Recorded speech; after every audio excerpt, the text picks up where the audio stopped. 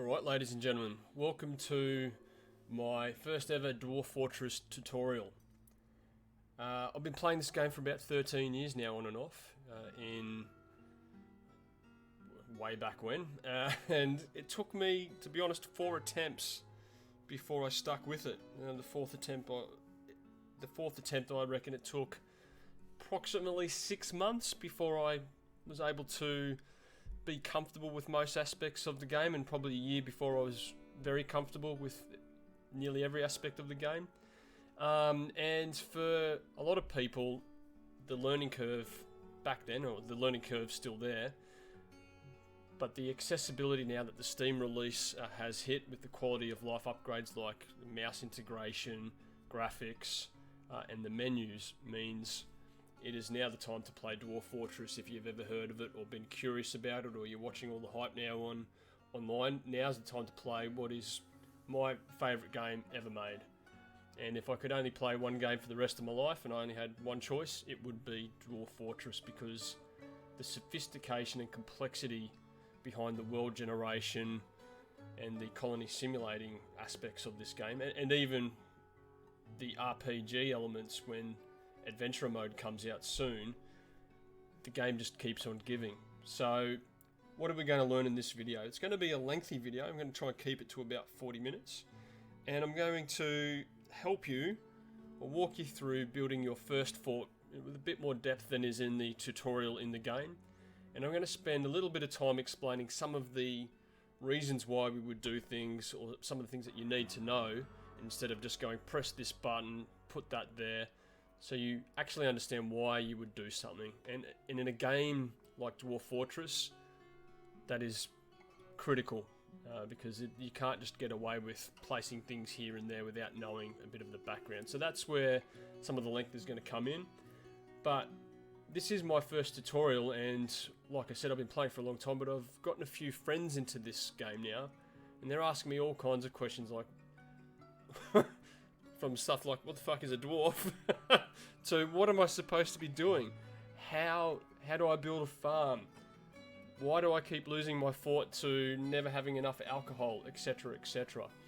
So I thought this would be, why not start a YouTube channel and help new players get into the game in a way that I wish I had 13 years ago, because that would have sped up the process a lot.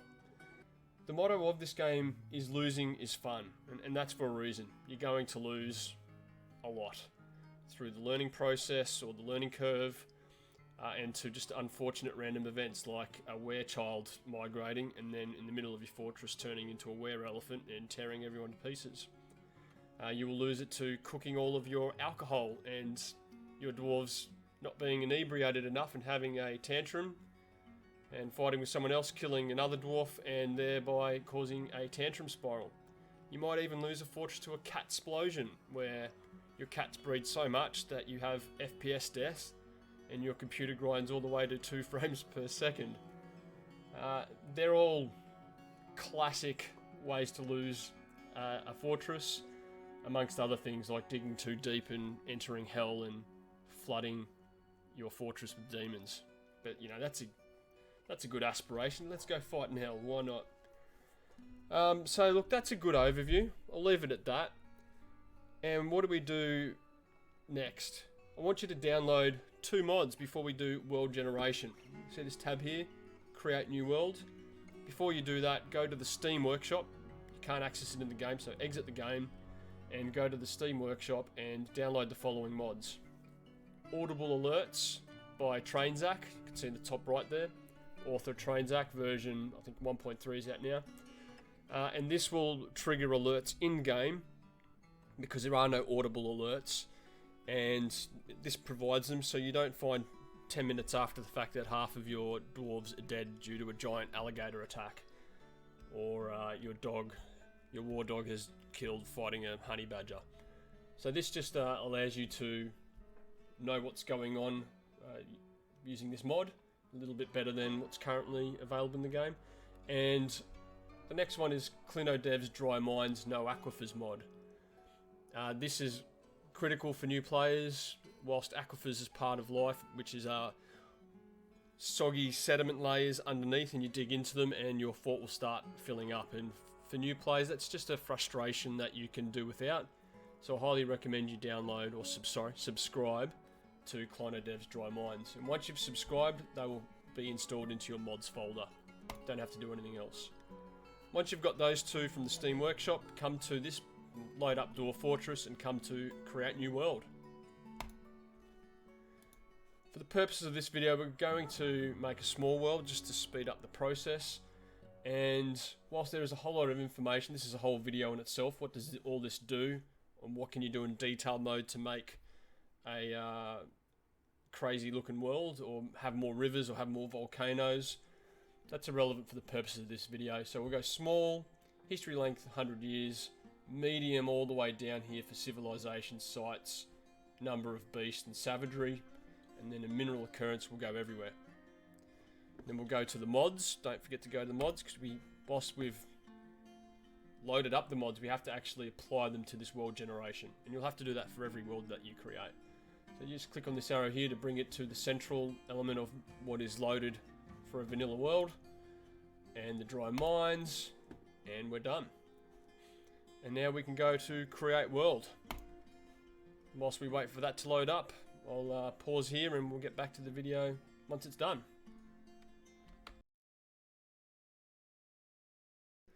Alright, we've got our world created.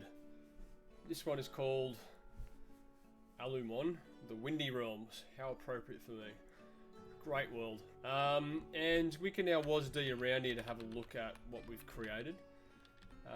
On the left here you can see an abridged chronicle of the history. It will generate history from what is going on. It's the creation of civilizations and their rise and fall, forgotten beasts destroying things or being killed, etc, etc.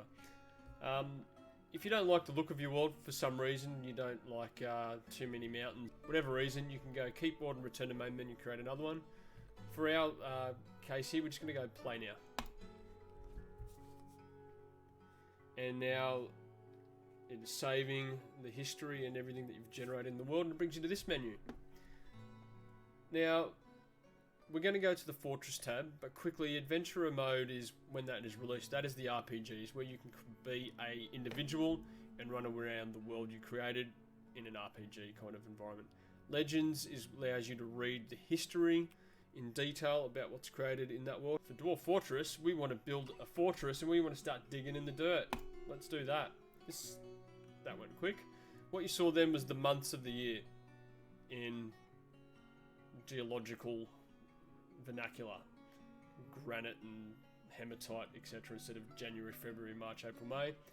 Each world has a timeline, and when you're creating your fort, and everything that you do in it is saved to that timeline. So you can only ever have one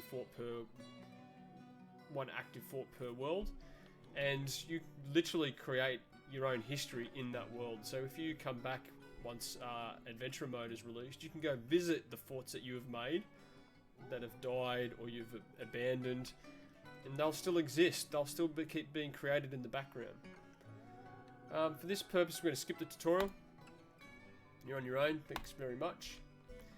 And we're just going to have a little look at the world. So sometimes worlds are generated with 2 poles, frozen poles. Sometimes no frozen poles, or just the one.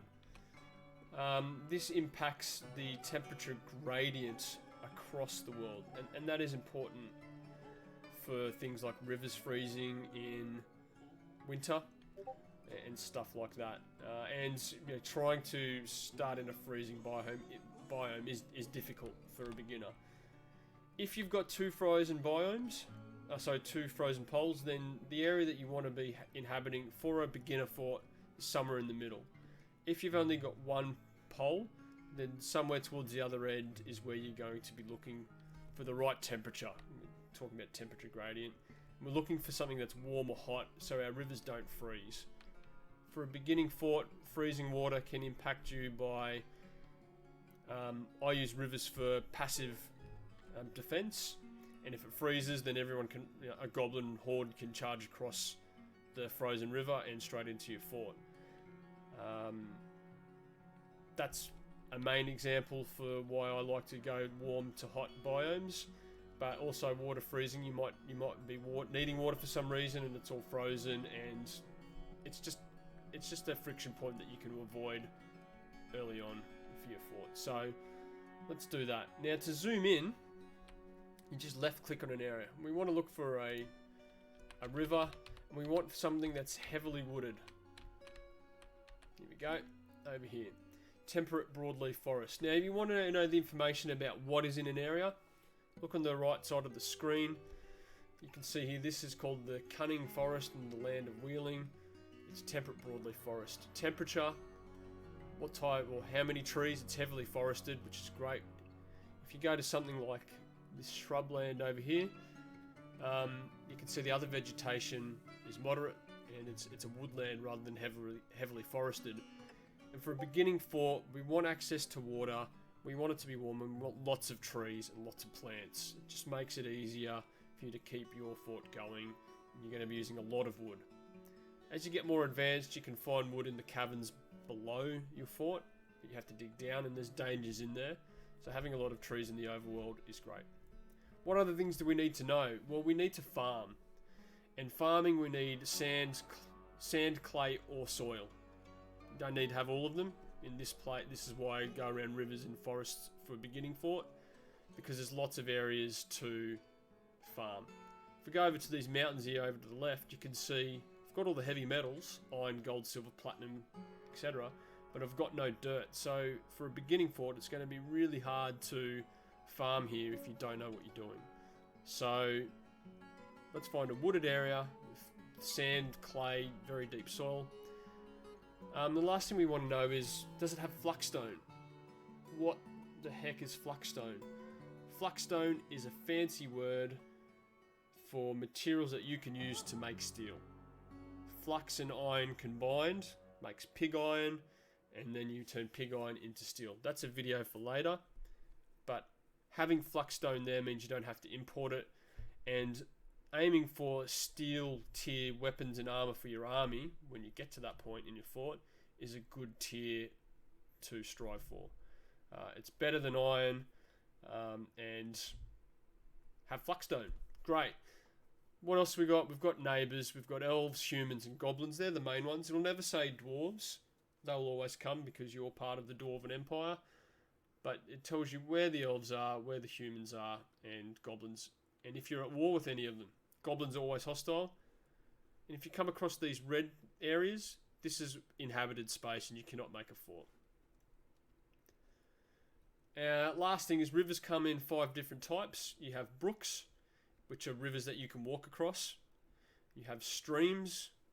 You have minor rivers, and major rivers. And they all deal with what's the difference? Depth and width and flow. So a major river will take a lot of space on your map, where something like a stream is quite small. Alright, so let's embark in an area. Let's have a look. Great, we'll do that right there. Okay, what are we looking at here? Play now is the button we're going to press, but before we press that, you can turn enemies off. If it's your first fort and you just want to learn the mechanics, you can do that. I'll always leave it normal. I think it's good fun, because you can't really learn how to defend your fort if no one's ever going to attack you. So I always leave it on normal. Economy, leave that on normal as well. No need to make it hard for ourselves. And you can see here I've got a few options. I've created them in this button here, prepare for the journey carefully. And I'll make a video on how to make a perfect start, what kind of skills and equipment and livestock you want. But for the purposes of this, just to learn a basic fort, let's click on play now. Now you're going to be hearing me say this a lot. The most important thing in Dwarf Fortress, the most important thing, there's a lot of them. The first thing is we need to get alcohol and food going. So that's our first priority. But before we do that, let's figure out what am I looking at? How does this work? So this Dwarf Fortress works on Z levels. Z levels is a cutout of top down of the world, And how do we access them? By our mouse wheel, we scroll up and down. Sorry, down and up. So this is all black. This is area, this is in the earth beneath our feet. And we can dig and mine in this area. And we can just keep going all the way down. We can't see anything because we haven't revealed anything. And under here is now elevation minus 129. So somewhere down here is the abyss, hell, and we've got the magma area here somewhere. We've got 2 to 3 levels of caverns beneath us, each with their own trials and tribulations. We come up to ground level and we can scroll up through the canopy of the trees and into the sky. If you are embarking on a mountainous biome, actually, if I go up to the top left using WASD to navigate, if I scroll up, you can see each cross section or Z level keeps going further up, and this is the top of this mountain here. Okay, great. Now I want to zoom in and zoom out. How do I do that? Keep your finger on control, use your mouse wheel. That gives you a better view. We can see this stream cutting through the valley here, and I've got a mountain, small mountain or hill off to my north. If you ever get lost on this map, anywhere, it doesn't matter where you are, if you're down in the dirt or if you're up here, and you don't know, or you just want to quickly get to the top of your fort, press F1. And it'll take you to your cart. Alright, so what do we need to do to begin with? How do we get a beginning fort set up? First we got admin. Yes, love admin. Let's get our graveyard sorted. Why? Do it early on so you don't forget. We need a place to dump corpses like rat remains, dead animals that are fighting with your dogs and your dwarves. And if you leave them in your fort, it creates miasma, which is this purple smoke or gas. And no, your dwarves hate that, and that's a great way to get your make them unhappy and start fighting each other. So just do that early on. Stockpile is this red button here in the middle, or you press B. Sorry, P, not B. And then you drag and click an area. And once you've set one down, you can, if you right click, that'll make the menu go away. But I'll click on this, and you can set the stockpile for anything. This gives you great flexibility for storing items closer to areas that need it, like wood near a carpenter or gems near a jeweler. But for this, we're going to go to custom. We're going to go to corpses, and we're going to enable all. If it's green, it means it can go into that stockpile. And then you can see when I'm talking about complexity of this game, how many different types of units there are. There's yetis, impala men, ice wolves, hands of Ejat. Like, there's a lot.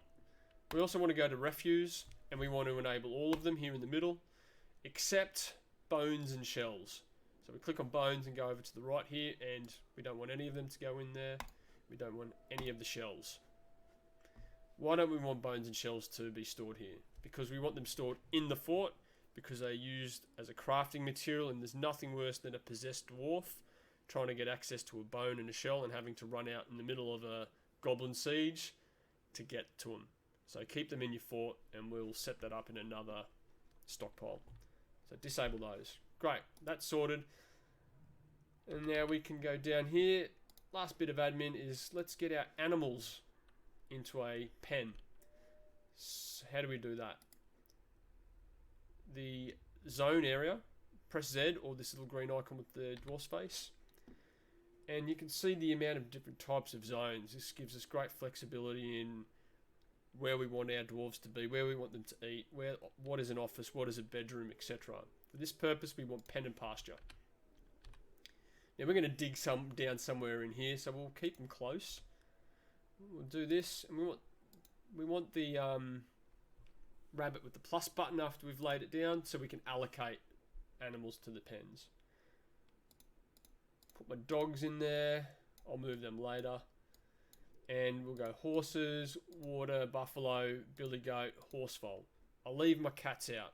I don't want them in the pen. I want them to be free range, so they can get into my fort and kill all the vermin that get around, like the rats, and keep the fort clean. So don't put your cats in a pen, let them go nuts. Alright, and to get out of these menus, you just right click. Alright, now that we've done that, we need to chop down some wood. Now, if you ever want to query what something is, just put your mouse over it, and you can see in the top middle of the screen under where it says meat, fish and plant, this is a pine tree. Hazelnut tree, persimmon, how do you say that? Apple, almond, there'll be plums, sand pears, etc. I recommend leaving your fruit and nut trees alone for the beginning, because they will be an early source of food and item to make wine and alcohol with, like all the fruit. So let's go for the pine trees. Pretty sure persimmons, why can't I say that word? Persimmons are a fruit, so we'll leave that. High wood, yeah, let's chop down pine, high wood. Do 5 or 6, just so we get some wood going. Alright. Great, now that they're going to chop that down, we can press space to play and space to pause. And once you've got that done, we'll crack on with the next part, which is starting our mining operations. In the beginning,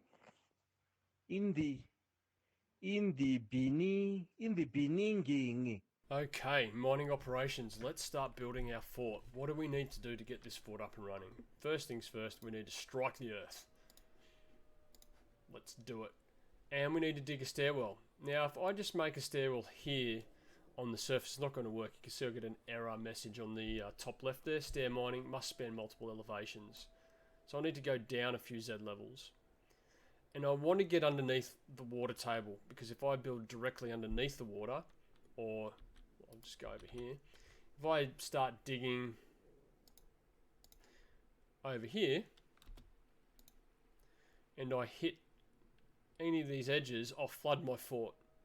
And if I go underneath one down and I accidentally dig a stairwell up to expand my fort, I could flood my fortress, sorry. I don't know why I keep saying fort. So I want to go down about 5 or 6 so I can get to stone and get underneath that so I don't accidentally flood my fort. That's what I do, and I recommend that for your first fort, give it a go. Now, why do I want 3 by 3? The bad thing about doing 3 by 3 is when you get a goblin assault or you're attacked by an enemy, a lot more enemy units can get into your fort. But 3 by 3, when the traders arrive, you can see this cart here. They'll bring their own cart later on in the game, and they won't be able to fit down anything that's not 3 by 3. And if you want to be doing trading in the safety of your fort, then you need to have the entrance 3 by 3. Otherwise, the traders will arrive, they'll leave their wagon outside, and they'll only bring what's in their back, and you limit yourself to what you can trade with or trade for. So let's go 3 by 3, and let's go down 1, 2, 3, 4, 5, using your mouse wheel and the left click. Now, I'll pause it here.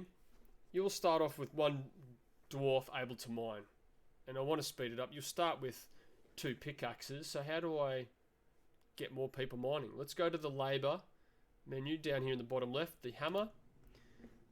Don't show that again. And here's where you manage what dwarves can do what. For miners, I'll just click on my planter here, and then I'll right click out, and now I'll have 2 dwarves mining. Great. Now as we dig down, same thing for the trees. I could just hover my mouse over the revealed squares. You can see sandy loam wool, I can farm in that. Clay loam, I can farm in clay.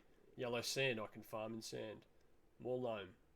Now we've got rock salt. I can't really farm here easily without doing some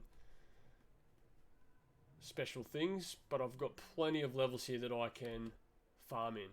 And you can just dig here straight away, but don't recommend you do that yet, because we want it to be close to where our kitchen is. And so we go down and we're on a level here, rock salt. Alright, let's start building the rest of our fortress. 3 by 3, let's go out a little bit. And then at the end of that, let's go a 5 by 5. And that's where we're going to build our trading post. And we have the start of our fortress. Whilst we've designated that, build another hallway off there.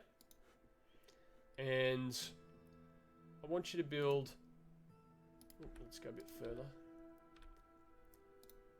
3 by 3. Then go 5 wide. This will be our food supply, our food stockpile, and our kitchens. If you make a mistake, press pause and use this eraser. You can get rid of trees that you wanted to designate for cutting or mining designations, and that allows you to fix, or you know, I want it to look cool and have cornered, beveled edges. You can use that tool to undo designations. So this here looks fancy, but it's going to be a kitchen, a still, a food stockpile, my butcher, and my fishery. Underneath, I am going to have my dining room. We'll say that big, and we'll put 2 little hallways into here for our stockpile. Now, we're down at the rock level, and you can see some items are being left on the ground. These are rocks, or boulders, essentially. And the higher your mining skill on a dwarf, everything from novice all the way up to legendary, the higher the skill, the more boulders that are left behind. And we'll use this to construct our building. So how do we build a building? So down here in the middle, you see this little stone hammer in the brick wall, or you can press B. Workshops is where we do the majority of it, but for this we want a trade depot. We'll use the rock salt, whatever's closest. And that will be built. We've got some bituminous coal, that's good. That's good for our smelters.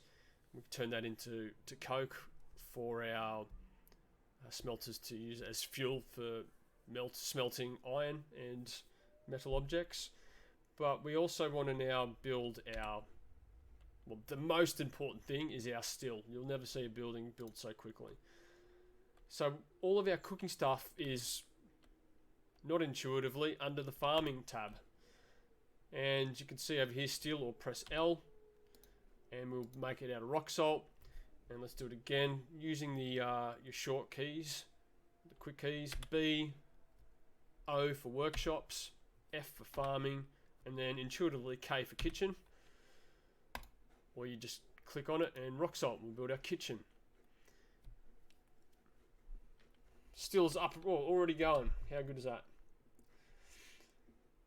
They want their alcohol. Now let's build another. I want this to be cut out. Let's build another. Our butcher, B, O, F. And the butcher is B. And we'll do our fishery. F and our fishery. So this is the majority of what we need to make food, prepare food, and alcohol. And they're all built. And the last thing we're going to want to do here is we know where we've got area that we want to farm in. So let's go for this clay wall. So if we go here, 1, 2, 3 up. Now it makes sense, or it is beneficial to have things close to where you want to use them. Hence why this stockpile will be designated for our food, so they don't have to travel far to get the materials they need to cook and brew. But like if we want to farm, let's build a stairwell up. So we left click here and then we go up. 1, 2, 3. Am I going up here? Yep. I'll go back down. So we go 1, 2, 3. Make sure you're going up, not down. And from here we will build a stairway. And I want you to build 4 3 by 3 areas. 3 of these will be farming and 1 will be storing our seeds in. So when the farmers go, they don't have to go far to get the seeds. Let's build our stockpile. Okay, accept that and go to food. And then after you click on food, go custom. You can see food selected, great, but there's one thing we do not want to be storing in our food stockpile, and that's seeds. We want them stored near the farms. So we click on seeds here in the middle, and then none. Do not want seeds there. Okay, so now all the food is going to be stored here and brought down. And we're going to make some alcohol. So click on the still. Add new task. Requires empty food storage item. So if you don't have something to store it in, like a barrel or a rock pot, they won't be able to make any more alcohol. Also, if you don't have any fruit and vegetable, or fruit or mushrooms, they can't brew as well, but it'll give you that error message. So from here, we're going to go do something very important that I should have told you before. We're going to go down here to the labor menu, or press Y, go to the kitchen tab. I've lost too many thoughts by forgetting to prevent my alcohol being cooked and run out of alcohol and the dwarves rioting and killing each other and then having to start again. This is the menu that you can essentially say what can be cooked and what can be brewed. Plump helmets. We want them to be brewed, we not necessarily want to be cooked. They can be done for both, and if you're in a pickle and you need more food and you've got heaps of alcohol, then you can switch this here.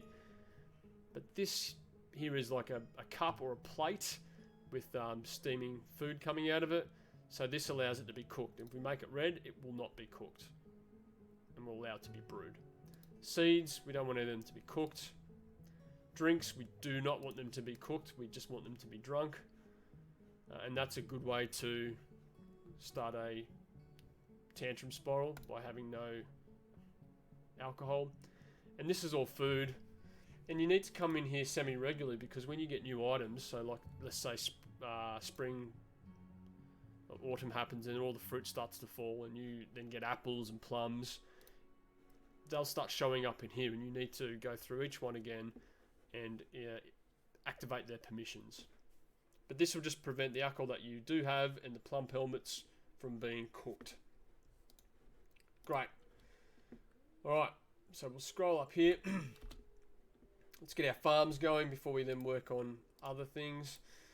And we'll get, the first one will be a storeroom for, go custom, click on food, click on seeds, allow all. Now all our seeds will be stored in that area, and the farmers don't have to travel very far.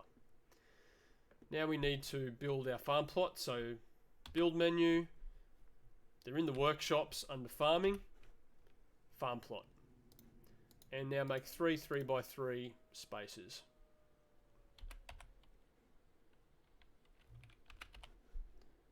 And if you want to continue, make, what just happened there?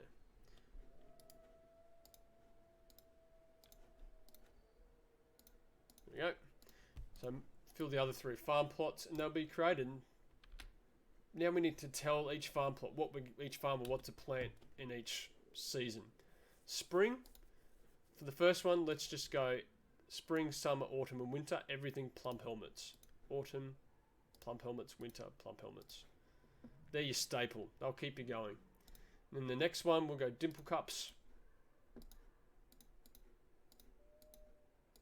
And in the last one, let that get built, we will go sweet pods for some lovely dwarven wine, or cave wheat for some beer, whatever is your choice. And the last one, whatever you want. We'll go plump helmets.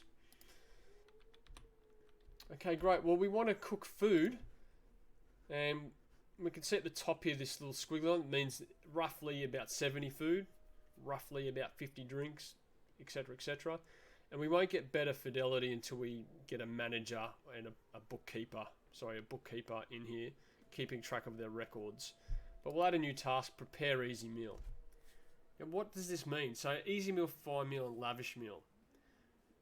The more lavish it is, the better the emotions that your dwarves will feel. It's a great way to keep them happy by giving them all lavish meals, but you use more food. So an easy meal uses 1 food item, and that's what we're going to do at the beginning. Fine meal uses 2 food items, and I believe lavish uses 3. So let's go easy meal, and then we'll click on this repeat indefinitely until we run out of food to cook, until we get some more. And now we want to get some drinks, but we need empty storage items. So let's build some workshops. How do we do that? We need 3x3 to build the workshop, but we also need storage area. So I always go 4 wide and make it a little bit deeper so I can make a stockpile of the item that it needs and then connect it to a hallway. And we'll do that now, and I'll come back to the video once they're all done, dug out. Alright, so we want to get into our build menu. We want to go to workshops, and the first thing we want is a carpenter. P for carpenter. Makes no sense. Doesn't matter. Rock salt, because that's close by. We then go into the workshops again, and we will go a jeweler, because we need to start cutting gems that we find through mining into cut and polished gems, and that's a good early thing to start trading with the first trader that comes in winter. We also need to get a mechanic, so we can start building mechanisms for traps, wells, anything that's a machine, and will need a anything that's a machine and a trap will need a mechanism, so we can start building them. And last thing is a stone worker for your mason stuff, for your masonry. Alright, now we need to put a stockpile next to each one. So the carpenter, wood. How about I accept it? Accept. I can just click on the wood here. Gemstones. And just stone for your mechanic, and stone for your mason. Now on this mason, just you don't have to do it now for yours, but just so you know, you can customize what stone goes into which stockpile, or even what wood goes into what stockpile. Why am I focusing on stone? Is because when you get your steel or your metal industry going, you don't want to be storing metal ores near your I guess the masonry and the mechanic, because they can't really use it. That's going to be used at your smelters. So you can just go none here. Economic, you might not want your gypsum and your dolomite or any of your economic stones there, because you want that in elsewhere, like your hospital or the flux types of stone, which you can wiki, dolomite, marble, and is it lignite, the third one? There's a third one, I can't remember. But they're the ones that you use for steel, so you're going to want to store them elsewhere. So you can micromanage what you want in each stockpile through this. So I'll just have other stone here. Great. And that just means that the dwarves will come to these stockpiles and start filling them up. For stone, it is highly recommended that you click on it and go to this barrel, and you allow at least one wheelbarrow, because a dwarf carrying a boulder is really slow. A dwarf carrying a boulder in a wheelbarrow is as fast as a normal dwarf. And so just make sure you've got wheelbarrows enabled in your stockpiles. Gems doesn't really slow anyone down, and wood not really either. But once you start crafting a heap of wheelbarrows, then you can just go nuts. So now that we've got that going, how do we start giving them tasks? Well, once we've got a manager, we can do work orders, but we don't have a manager yet, and we don't have anything set up in our dining room for tables and chairs. And we need tables and chairs to set up offices and dining rooms. So let's go to our stoneworkers shop and type in throne. Throne is a stone chair. Do 5 of them. You have to do it manually until we get a manager. And do 5. Okay, now that's done. We'll let them build. Next thing is, we can't brew anything until we have some more storage items. Now, a quick way to do that is some barrels. So let's make 5 wooden barrels.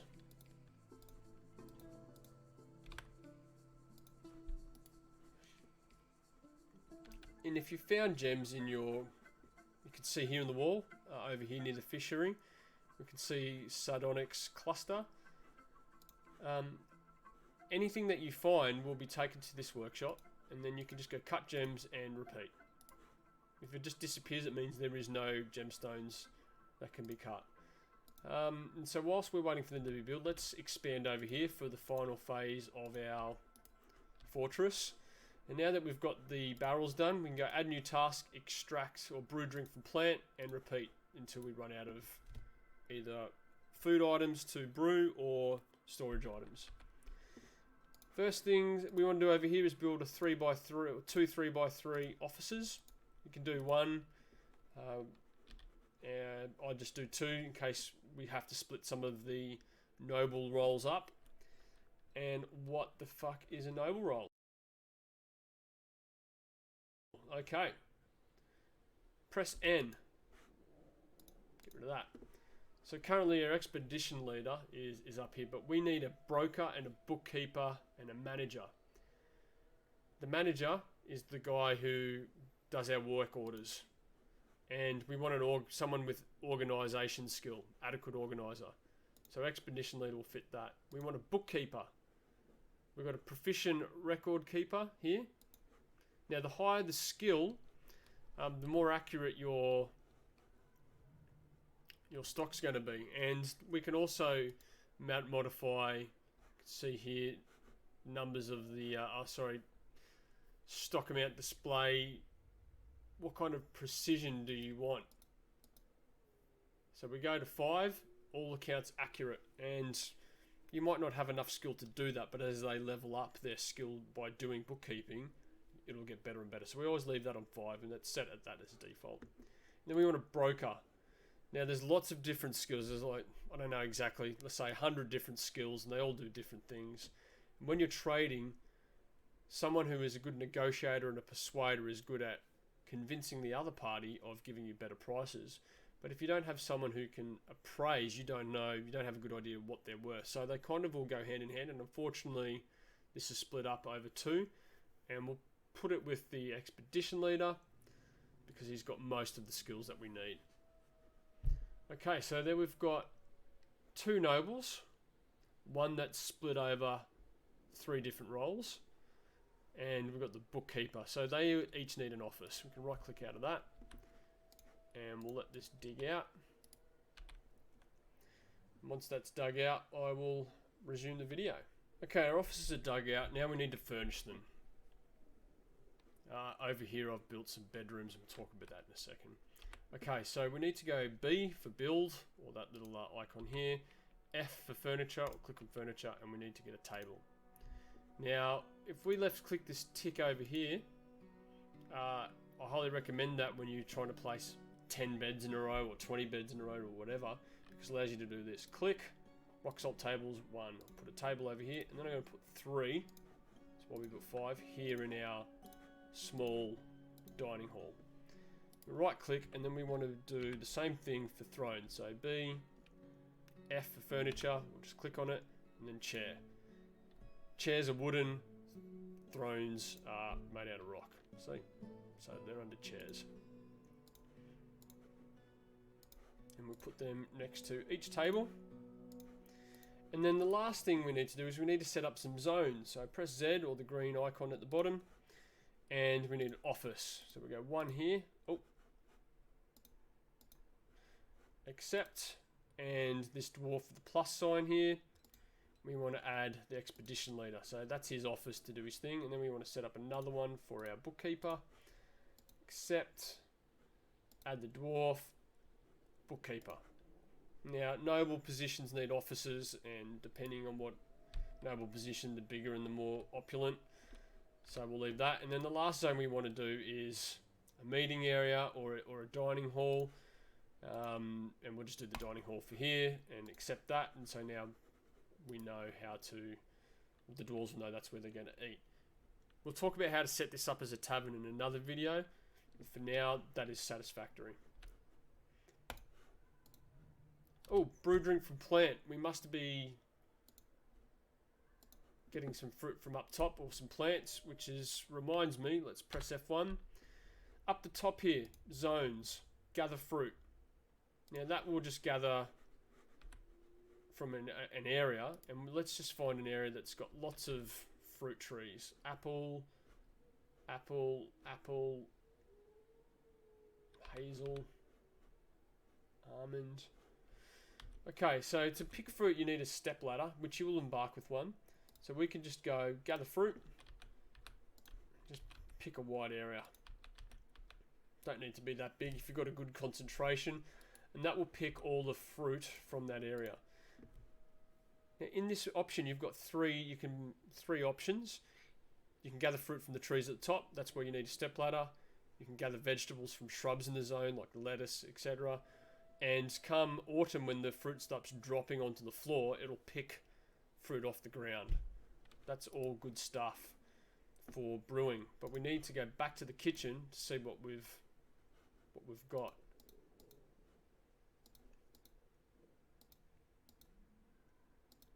Okay, it was just the sweet pods. That's fine. Okay, so now that we've got that open, oh, we've got some gems here. You can see they're stored in our stockpile. Add, cut, repeat. They'll start chopping them up into lovely gemstones for trade. We want to add tasks, and instead of going through each one individually, you know, add a wooden bin or whatever, we can go down here to this green tick in the bottom left on the clipboard, and we can add tasks. What do we want to do? Barrels. Type in barrel and it shows you all the different types of barrel, but if we type in wooden barrel, and this is where again the complexity comes in, the amount of different things that you can make. The default here is 10, and the middle thing the middle plus and minus allows you to pick how many workshops. You might have a big fort with 5 carpenters and you want to use 3 of them for barrels, but you want to save 2 for making beds. You can manage that here. And this plus and minus here allows you to increase the amount. So we'll go 10 barrels. We'll go 10 beds. We'll go rock, pot. We'll go 10. And the last thing we will do is mechanism. I should have typed in rock mechanism, but look for rock mechanism or just type it in. We'll go 10 of them. And now the manager will task that out and we don't have to worry about it. Speeds it up heaps. And so we're almost finished now, guys. We've got a good fort going. We've got the farms up here being sowed, and the food is coming straight down into our storage area for our kitchen and our still to process into food and drink. We've now got our manager and our bookkeeper doing work tasks and keeping the accuracy. We see we've now got 124 and 108 drink. And that drink could be everything from wine to beer to ale. If you want to go into the detailed stocks, it's all there. So now that we know we've got good fidelity on what we're making, we've got a small industry occurring, we're building beds, and we're ready to trade. So what do you do from here? Well, first thing, let's put some beds down. Well, we haven't made them yet, so we'll let them be made. Once you have done this part, we've got to make some bedrooms. I usually go 3x3, but see a lot of people online doing 2x2, and for an early fort, 2x2 is good saving of space, and you spend less time digging out because you're going to want to be digging a lot of other things after this. So you'll put all your beds in here. B for build, or you go to the build menu there. F for furniture, B for bed, and furnish 10 bedrooms with beds, and then you are done. Again with zones, a dwarf will find a bed to sleep in, but you can designate a zone in each one to be a bedroom, and dwarves will essentially take over a room and make it their own. And as you get later on in the game and you've got the priorities sorted, you can now make chests and cabinets and put them in the bedrooms for them to have more furniture and giving them more happy thoughts. But if there's any questions, please leave a comment down below. I know this is fairly long, but it is a complex game. But with this fort, you will be able to crack on with peace in mind, knowing that you'll have your food, your economy all sorted, and you can go do whatever you want. Get your metal, investigate how to get your metal crafting and your smelting operations going.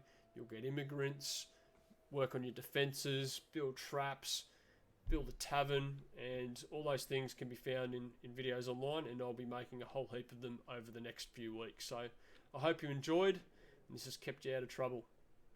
Good luck in your mining operations. Strike the earth.